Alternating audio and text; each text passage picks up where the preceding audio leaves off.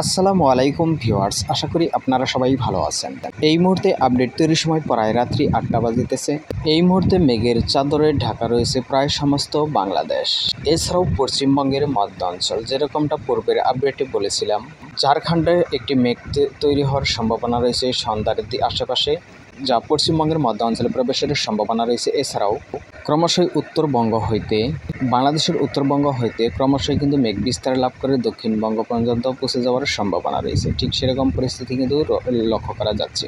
তো অলরেডি কিন্তু দেশের বিভিন্ন অঞ্চলে ঝড় বৃষ্টি হয়েছে, এছাড়াও বাকি অঞ্চলে কিন্তু চলতেছে। ক্রমশই খুলনা, বরিশাল, চট্টগ্রামের বাকি অঞ্চলে প্রবেশ করতেই চলেছে।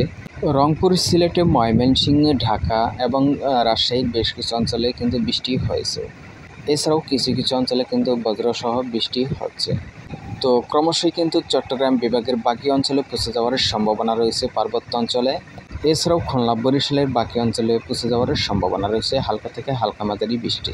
পশ্চিমবঙ্গের ঝাড়খণ্ডে যে মেঘ তৈরি হয়েছিল তা কিন্তু পশ্চিমবঙ্গের মধ্য অঞ্চলে অলরেডি প্রবেশ করে দাপট দেখাচ্ছে।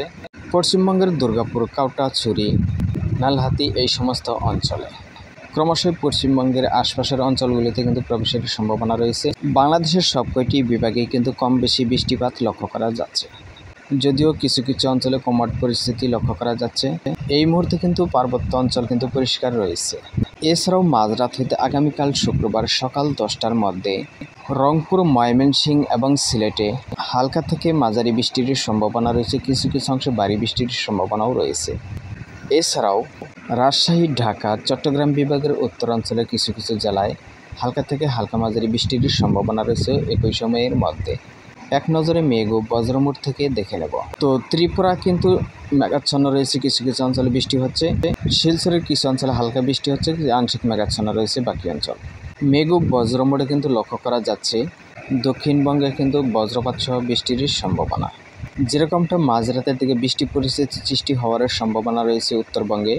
এছাড়াও পশ্চিমবঙ্গের উত্তরবঙ্গেও কিন্তু হালকা থেকে মাঝারি বৃষ্টির সম্ভাবনা রয়েছে শিলিগুড়ি, জলপাইগুড়ি, কুচবিহার, আলিপুরদুয়ার এই সমস্ত অঞ্চলে। আসামেও কিন্তু হালকা থেকে মাঝারি বৃষ্টির সম্ভাবনা রয়েছে, কিছু অঞ্চলে ভারী বৃষ্টির সম্ভাবনা রয়েছে। তো এই বৃষ্টিপাত চলার সম্ভাবনা রয়েছে আগামীকাল শুক্রবার সকাল 10টার মধ্যে। তো আমাদের আপডেট টাইম হয়তো 2-1 ঘন্টা বা 2-3 ঘন্টা ডিফারেন্সও আসতে পারে, কারণ আবহাওয়া যে কোনো মুহূর্তে চেঞ্জ হতে পারে। তো ভিউয়ার্স, ভিডিওটি এ পর্যন্ত এতক্ষণ পাশে থাকার জন্য ধন্যবাদ। আমরা প্রতি মুহূর্তে লাইভ ট্র্যাকিংয়ের মাধ্যমে নজর রেখে আপডেট দেবো ইনশাআল্লাহ। আপনি চ্যানেলে নতুন হলে প্রতি মুহূর্তের আপডেট পেতে সাবস্ক্রাইব করে অল নোটিফিকেশন অন করে দেবেন। ভিডিওটি এখানে শেষ করব। আসসালামু আলাইকুম ওয়া রাহমাতুল্লাহ।